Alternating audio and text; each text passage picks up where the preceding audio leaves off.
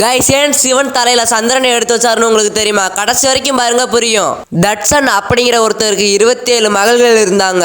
அந்த 27 மகள்களையும் சந்திரனுக்கு கல்யாணம் செஞ்சு வச்சாரு. அந்த 27 பெண்களில் ரோகிணி மட்டும் அழகா இருந்ததால் சந்திரன் ரோகிணி மேல மட்டும் அதிகமா அன்பை காட்டி மற்ற மனைவிகளை கண்டுக்கவே இல்லை. இதை பார்த்து தட்சன் கோவப்பட்டு சந்திரன் கிட்ட பல முறை எடுத்து சொல்றாரு. ஆனா சந்திரன் இதை கண்டுக்கவே இல்லை.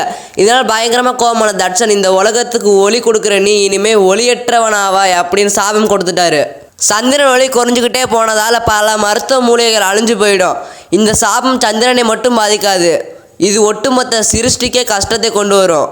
இதனால பிரம்மா கொடுத்த ஆலோசனையின்படி சந்திர பகவான் சிவபெருமான்கிட்ட போய் உதவி கேட்டாரு. அப்போ சிவபெருமான் இந்த சாபத்தை முழுசா நிற்கிறது சாத்தியமே இல்லை, ஆனா இந்த உலகத்துக்கு உன்னோட ஒளி தேவைப்படுது அப்படிங்கிறதால இனிமே கிருஷ்ண பட்சத்துல உன்னோட ஒளி குறைஞ்சு சுக்கில பட்சத்துல அதே ஒளி மறுபடியும் வளரும் அப்படின்னு சொல்றாரு.